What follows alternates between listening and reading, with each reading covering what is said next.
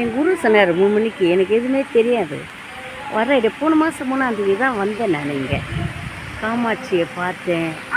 பார்த்தீங்களா, இது எவ்வளோ அழகாக இருக்காங்க.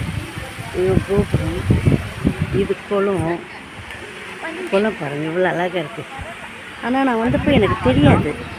ஆனால் எனக்கு என்னவோ தெரியல, அவர் என்னை போய் சங்கு விநாயகர் இருக்கார், அபிராமியுடைய சிவலிங்கம் அங்கே ஒருத்தர் இருக்கிறாரு, அவரை போய் பாரு.